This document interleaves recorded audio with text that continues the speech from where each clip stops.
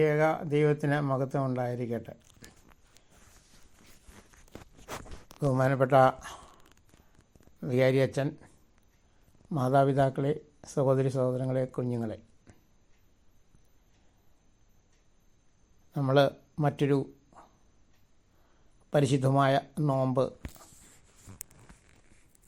കാലങ്ങളിലൂടെ കടന്നു പോവുകയാണ്. പലപ്പോഴും നോയമ്പിനെ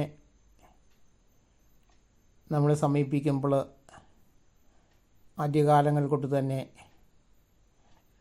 വ്യത്യസ്തമായ രൂപവും ഭാവവും കുടുംബത്തിൽ ഉണ്ടാവുന്നു എന്ന് പറയുന്നത് മുമ്പ് കാലം തൊട്ടേ പ്രത്യേകിച്ച് പ്രായമുള്ളവർക്ക് അനുഭവവേദ്യമാണ്. ഞങ്ങളുടെ വല്യമ്മയൊക്കെ നോയമ്പ് കാലത്ത് പേത്രത്താ ഞായർ കഴിയുമ്പോൾ മീനും ഇറച്ചിയുമൊക്കെ വെച്ചുകൊണ്ടിരുന്ന ചട്ടിയും കലവുമൊക്കെ കഴുകി മാറ്റി വച്ചിട്ട് പുതിയ പാത്രങ്ങൾ അതിന് പകരം ഉപയോഗിക്കുന്നതായിട്ട് കാണുന്നുണ്ട്. വീട് മുഴുവൻ വൃത്തിയാക്കി പാകളും, അന്നത്തെ കാലത്ത് ഏറ്റവും കൂടുതൽ പാ ഉപയോഗിക്കും, കട്ടിലുണ്ടെങ്കിലും ഇല്ലെങ്കിലും എല്ലാം വൃത്തിയാക്കി തുണികളും പുതപ്പുകളും ഒക്കെ കഴുകി വൃത്തിയാക്കി വല്യമ്മമാർ സൂക്ഷിക്കുന്നു. രാവിലെ നോയമ്പ് ആരംഭിച്ച് കഴിഞ്ഞാൽ രാവിലെ അടുത്തുള്ള തോട്ടിൽ പോയി കുളിച്ച് വൃത്തിയാക്കി വീട്ടിൽ വന്ന് ഉച്ചയോടുകൂടി ആഹാരം കഴിച്ച് നോയമ്പിന് ദിവസങ്ങൾ പിന്നിടുന്നു. ഇതൊക്കെ എൻ്റെ പിന്നിൽ അന്നത്തെ നമ്മളുടെ പൂർവികർ ചെയ്തുകൊണ്ടിരുന്ന കാര്യങ്ങൾ കൊണ്ടാണ് ഇന്ന് നാമൊക്കെ ഈ നിലയിൽ ഇവിടെ എത്തിയിരിക്കുന്നതിനുള്ള സംശയമൊന്നുമില്ല. കാലഘട്ടത്തിൻ്റെ ആവശ്യമനുസരിച്ച് പലപ്പോഴും പലതും വിസ്മൃതിയിലാകുന്നത് അത്ര നല്ലതാണോ എന്ന് ഈ കാലഘട്ടത്തിൽ വിശ്വാസത്തിൻ്റെ മൂല്യച്യുതിയിൽ പോകുന്ന സഭയും സഭയുടെ ആചാരങ്ങളും അനുഷ്ഠാനങ്ങളും ഒക്കെ നമ്മൾ കണക്കിലെടുക്കേണ്ട കാലം കഴിഞ്ഞിരിക്കുന്നു. ഇന്നറിയാം, നാട്ടിൽ ലക്ഷക്കണക്കിന് ക്രിസ്ത്യൻ ഭവനങ്ങൾ ഒഴിഞ്ഞു കിടക്കുകയാണ്. ചെറുതലമുറകളെല്ലാം അവിടം വിട്ട് മറ്റുള്ള രാജ്യങ്ങളിൽ ചേക്കേറിയിരിക്കുന്നു.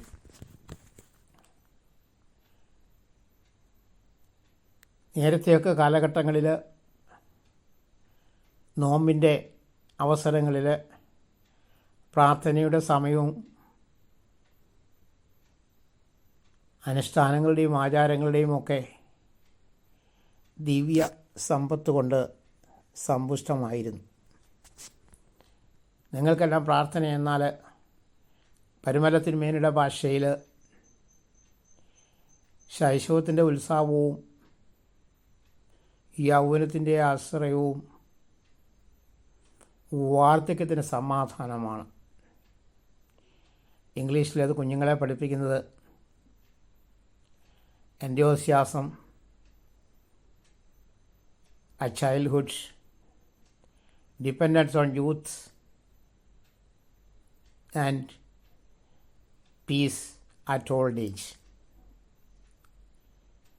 പക്ഷേ ഈ പ്രാർത്ഥനയ്ക്ക് നമ്മൾ തയ്യാറാകുമ്പോൾ അതിനു മുൻപ് ശരിയായ രീതിയിൽ പ്രാർത്ഥിക്കാൻ സാധിക്കണമെങ്കിൽ പ്രാർത്ഥന എന്നത് ദൈവവുമായിട്ടുള്ള ഒരു ആശയവിനിമയം ആണ്.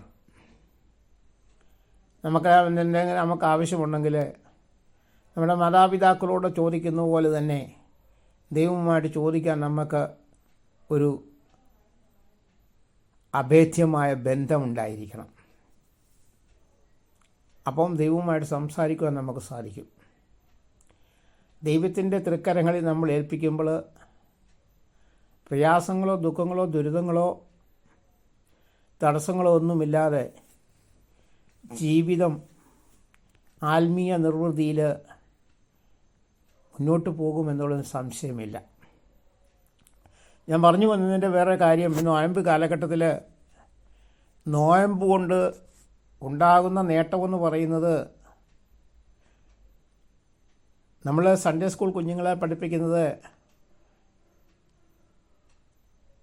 Fasting and prayer prepares mind and body to pray.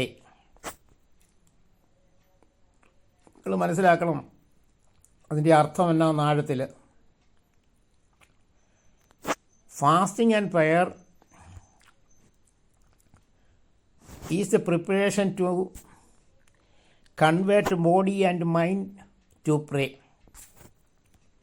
അപ്പം ഫാസ്റ്റിങ്ങിലൂടെ പ്രാർത്ഥിക്കുവാൻ നമ്മൾ തയ്യാറെടുക്കുക എന്നുള്ളതാണ് സത്യം.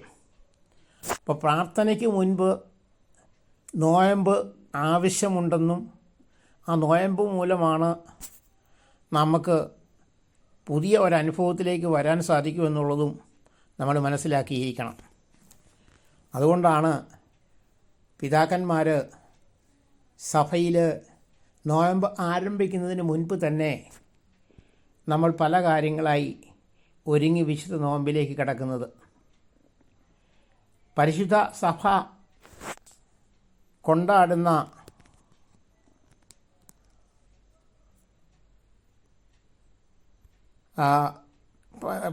ആചരിക്കുന്ന പ്രധാനപ്പെട്ട 5 നോയമ്പ് എന്ന് പറഞ്ഞാൽ ഏറ്റവും ദൈർഘ്യമേറിയ നോമ്പാണ് ഇപ്പോൾ നമ്മൾ ആചരിക്കുന്ന വലിയ നോയമ്പ്, ദ ഗ്രേറ്റ് ലെൻറ്റ്.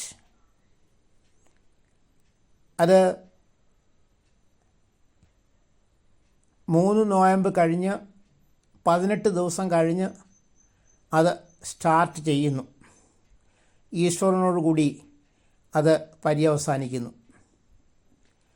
ക്രൈസ്തവ വിശ്വാസികളുടെ ഏറ്റവും പ്രധാനപ്പെട്ട, പ്രത്യേകിച്ച് കിഴക്കൻ സഭകളിലെ പൗരസ്ത്യ സഭകളിലെ ഏറ്റവും പ്രധാനപ്പെട്ട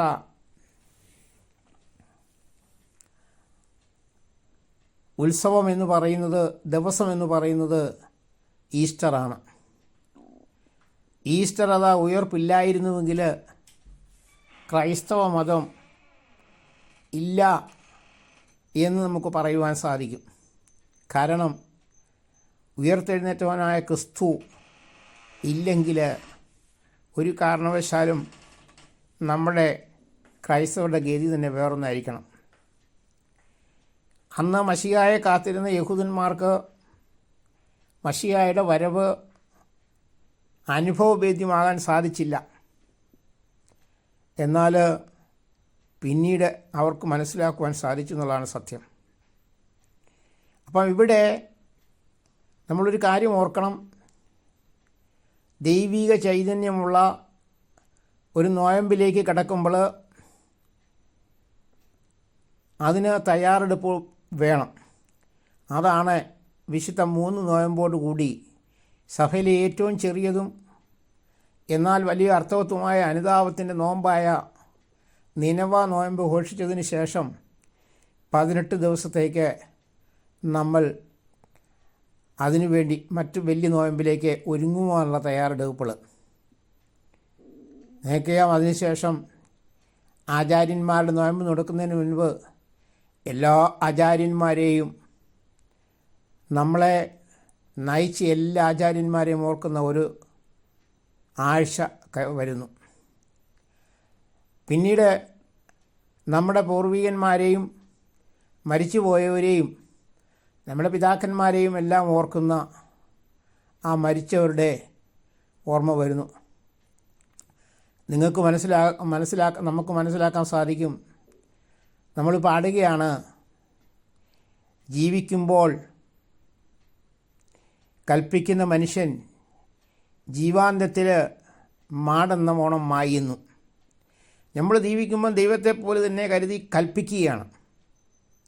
എന്നാൽ ജീവാന്ത്യത്തിലോ മാടെന്ന ഓണം നമ്മൾ പോകുകയാണ്.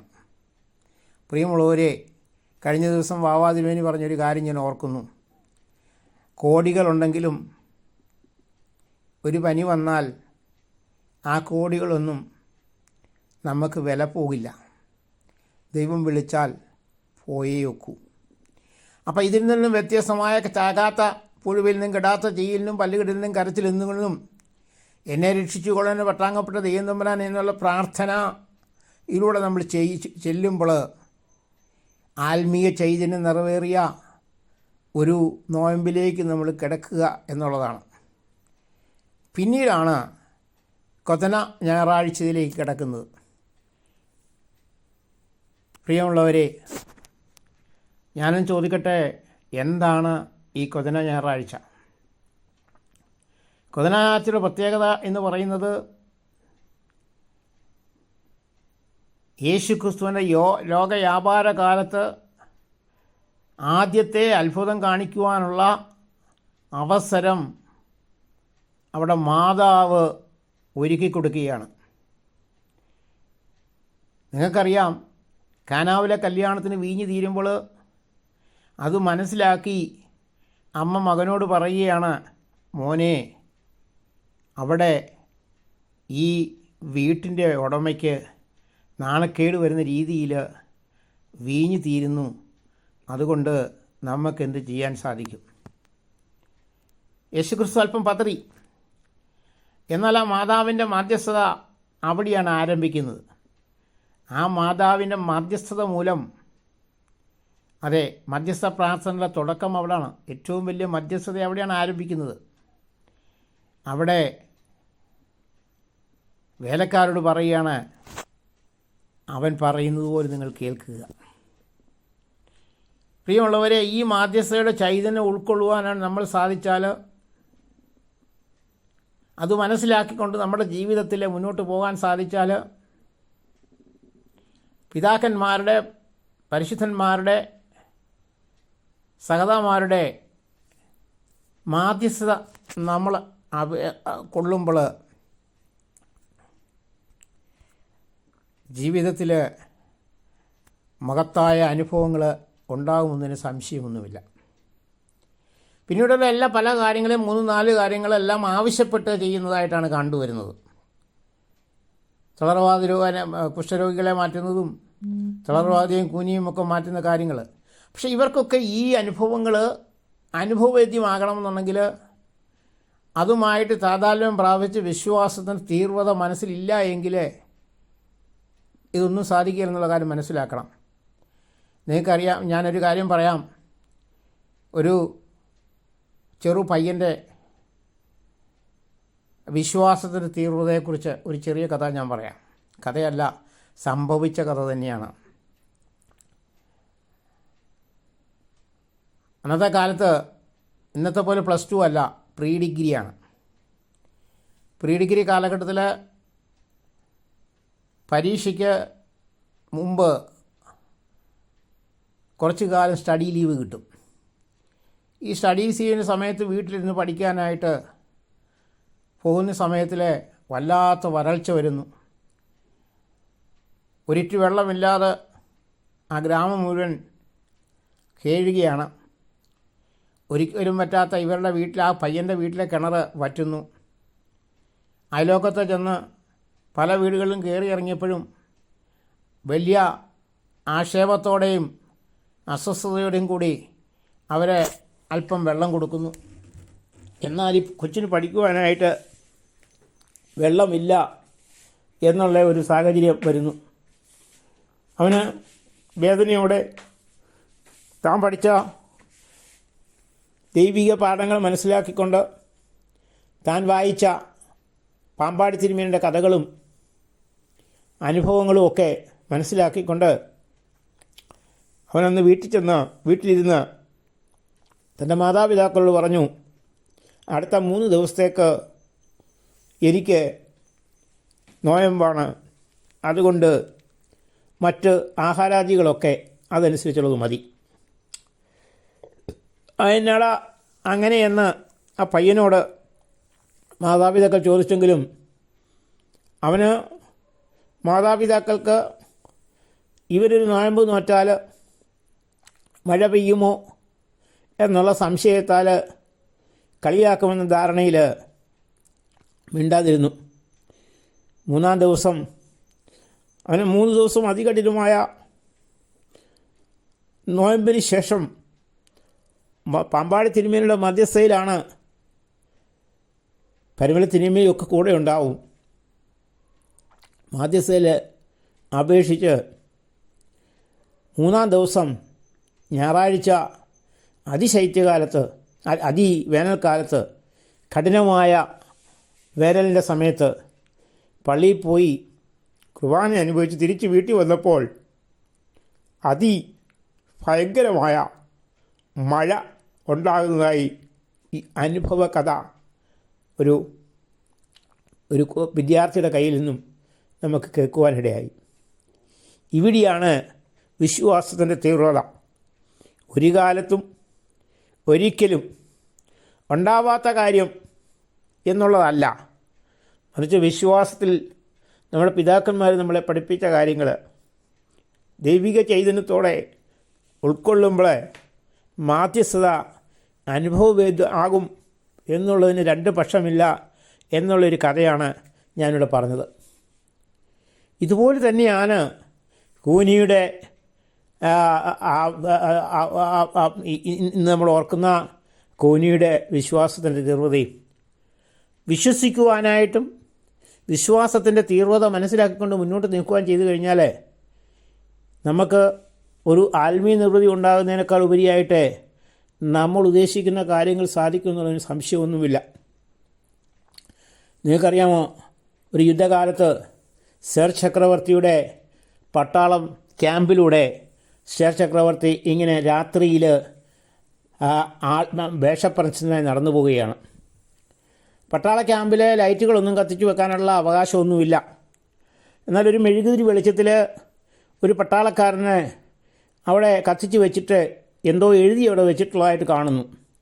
അദ്ദേഹം തളർന്ന് ഉറങ്ങിപ്പോയി. ഈ സർ ചക്രവർത്തി അതിലൂടെ ചെന്ന് കഴിഞ്ഞ് ആ പട്ടാളക്കാരൻ എഴുതി വെച്ച കാര്യം ഓർക്കുന്നു. അയാളൊരു ആത്മഹത്യക്കുറിപ്പാണ് എഴുതി വച്ചിരിക്കുന്നത്. മറ്റൊന്നുമല്ല, തൻ്റെ വീട്ടിലെ പ്രശ്നങ്ങൾ അനവധി, കടം കൊണ്ട് നിക്കക്കളിയില്ലാതെ മാതാപിതാക്കളും സഹോദരങ്ങളും ആത്മഹത്യയുടെ വക്കീലായിരിക്കുന്നു. പട്ടാളത്തിലായതുകൊണ്ട് അവിടെ നിന്ന് സഹായിക്കുവാനോ കടങ്ങൾ വീട്ടുവാനോ അതിൻ്റേതായ ബുദ്ധിമുട്ടുകളുണ്ട്. യുദ്ധകാലമാണ്, ഇവന് പട്ടാള ക്യാമ്പിലാണ്. ഇത് എഴുതിയിട്ട് എനിക്കിനി ആത്മഹത്യയല്ലാതെ വേറൊരു വഴിയില്ല എന്ന് പറഞ്ഞ് തൻ്റെ കണക്കുകളെല്ലാം അവിടെ എഴുതി വെച്ചിട്ട് ഇതാര് വീട്ടും എന്നൊരു ചോദ്യത്തോടെ അവന് എഴുതി വെച്ച് അതിനകത്തൊരു ക്വസ്റ്റ്യൻ മാർക്ക് ഇട്ടതിന് ശേഷം ഉറങ്ങുന്നതായിട്ടാണ് ചരിത്രം രേഖപ്പെടുത്തുന്നത്.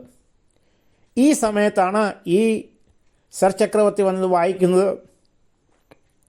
വിശ്വാസത്തിൽ അധിഷ്ഠിതമായ ഇവന് അല്പം മനസ്സ് പതറിയെങ്കിലും സർ ചക്രവർത്തി അവിടെ എഴുതി വെച്ചു, നിൻ്റെ കടങ്ങൾ സർ ചക്രവർത്തി വീട്ടും.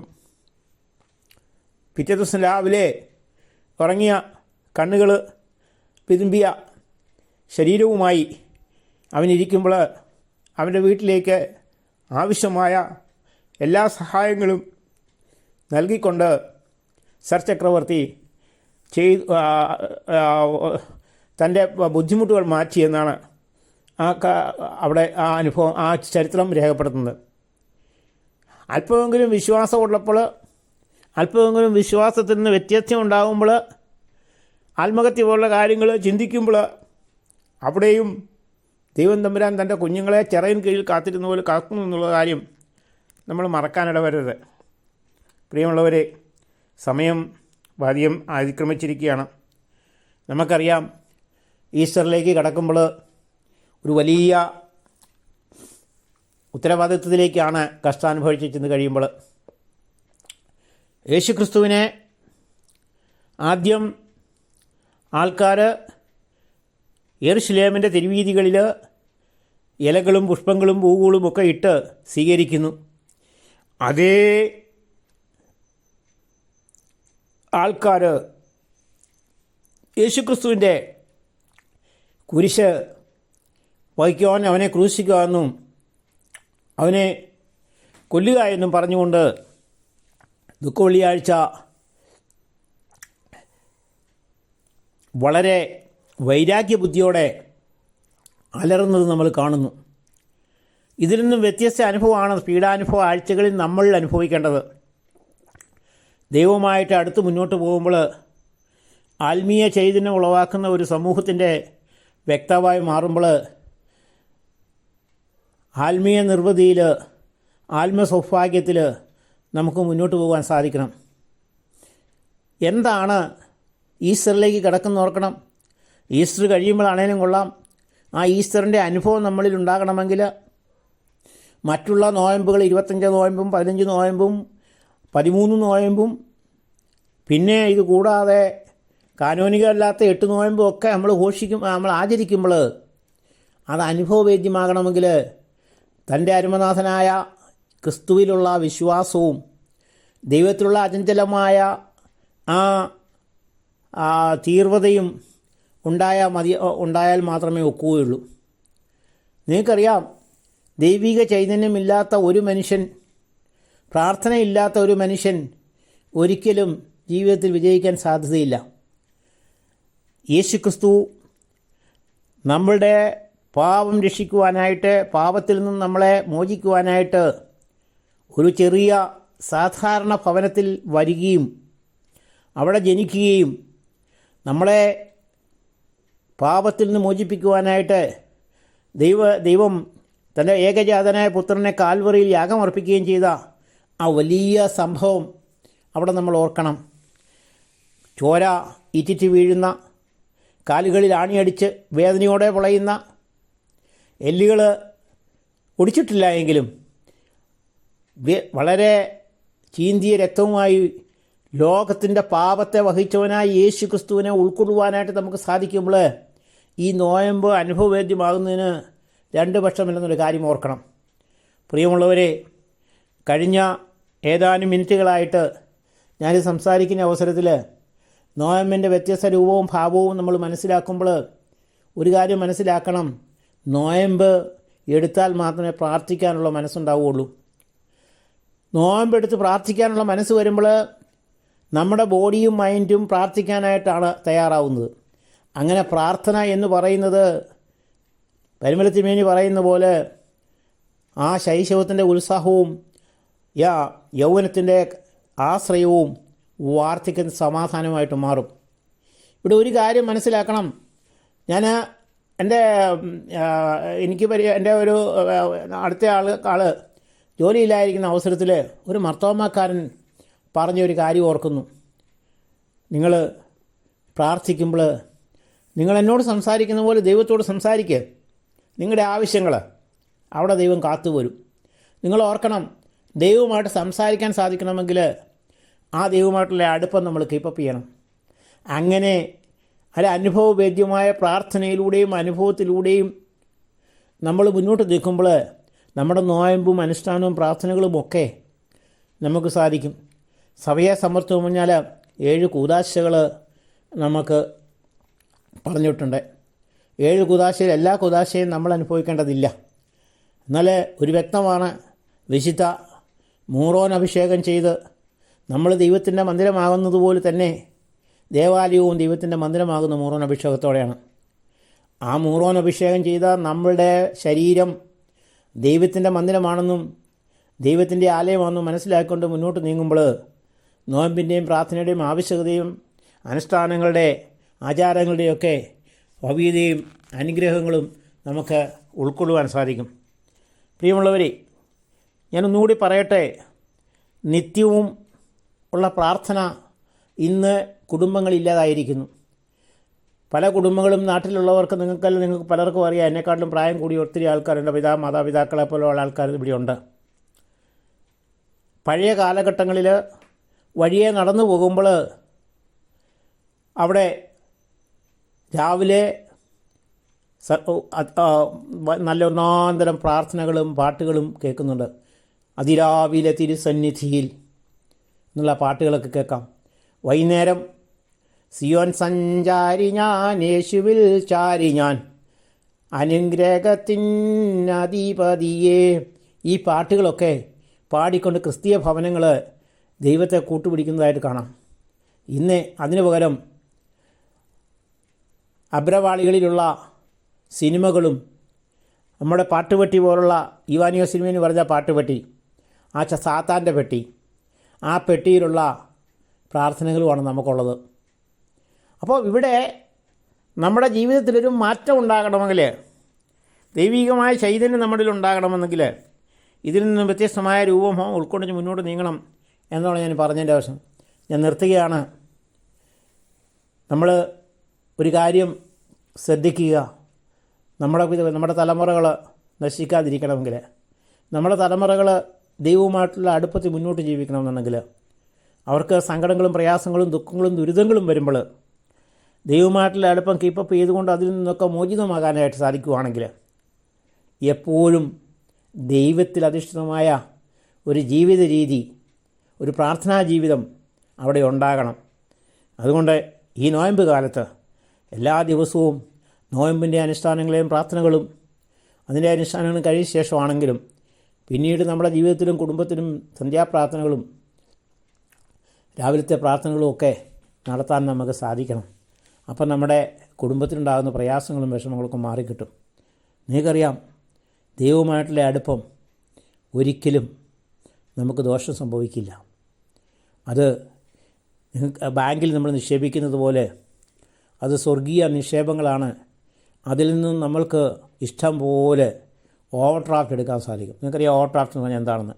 നമ്മൾ നിക്ഷേപിക്കുന്നതിനേക്കാളും കൂടുതൽ പണം എടുക്കാൻ. അപ്പം നമ്മൾ അർപ്പിക്കുന്ന പ്രാർത്ഥനകളും അനുഷ്ഠാനങ്ങളുമൊക്കെ അവിടെ ഡെപ്പോസിറ്റിനേക്കാട്ടിലും കൂടുതലായിട്ട് നമുക്ക് എടുക്കുവാനായിട്ടുള്ള ഒരു സാധ്യത അവിടെ തെളിയുന്നുള്ളതാണ് എൻ്റെ സത്യം. നമ്മളുടെ ജീവിത രീതികളിൽ പലപ്പോഴും മാറ്റങ്ങളുണ്ടായിട്ടില്ലെങ്കിൽ, മറ്റുള്ളവരെക്കുറിച്ചുള്ള അസൂയ നമ്മൾ മാറ്റിവെച്ചിട്ടില്ലെങ്കിൽ ഒരു കാരണവശാലും നമ്മൾ നന്നാകാൻ പോകുന്നില്ല. എന്തിനാണ് നമ്മൾ മറ്റുള്ളവരെ വെറുക്കുന്നത്? നമ്മളൊരു കാര്യം ചിന്തിക്കണം. പലപ്പോഴും നമ്മളെ പലരെയും കണ്ടാൽ മിണ്ടാതെ പോകുന്നു. ഒരു ക്രൈസ്തവൻ്റെ ലക്ഷ്യം അതല്ല. നമ്മൾ ഒരാളെ കാണുമ്പോൾ ഒന്ന് ചിരിച്ച് കാണിച്ചാൽ ഒരു ദോഷം ഉണ്ടാകുന്നില്ല, മറിച്ച് ഒരു പോസിറ്റീവ് എനർജി ആ ചിരിയിലൂടെ പുറത്തു വരും. അദ്ദേഹവും അങ്ങനെ ചിരിക്കുകയാണെങ്കിൽ അവിടെ ഒരു പോസിറ്റീവ് റിയാക്ഷൻ ഉണ്ടാകുകയും ദൈവത്തിൻ്റെ പ്രവർത്തനം സാത്താൻ്റെ പ്രവർത്തനത്തിൽ നിന്ന് മാറി നമുക്ക് കിട്ടുവാനായിട്ട് സാധിക്കുന്നു. മറ്റുള്ളവരെ കാണുമ്പോൾ അവരുടെ നേട്ടങ്ങളിൽ കൺഗ്രാജുലേഷൻസ് എന്ന് പറഞ്ഞാൽ നമുക്കതുകൊണ്ട് ദോഷമൊന്നും ഉണ്ടാവുമെന്ന് എനിക്ക് തോന്നുന്നില്ല. അവിടെ അറിയാതെ ഒരടുപ്പം സ്കിപ്പപ്പ് ചെയ്യാണ്. അത് ക്രൈസ്തവൻ്റെ ഭാഗമാണ്. ഇപ്പം നിങ്ങൾക്കറിയാം, ഗൾഫിലെ യുദ്ധത്തിൻ്റെ ഭീഷണിയാണ്. എത്രയോ പേര് മുട്ടിപ്പായിട്ട് പ്രാർത്ഥിക്കുന്നു. അതിനു മുൻപ് അവർ പ്രാർത്ഥന ഇല്ല എന്നല്ല പറഞ്ഞത്, പക്ഷേ ഇപ്പോൾ മുട്ടിപ്പായിട്ട് വീണ്ടും പ്രാർത്ഥിച്ചുകൊണ്ടിരിക്കുകയാണ്. ഹിപ്പോപ്പൊട്ടാമസിനെക്കുറിച്ച് വെടികൊള്ളുമ്പോഴല്ല പ്രാർത്ഥിക്കേണ്ടത്. എന്നും ഒരു പ്രാർത്ഥന വരുമ്പോൾ ദൈവം അവിടെ കാത്തു നിൽക്കും. ഞാൻ നിർത്തുകയാണ്.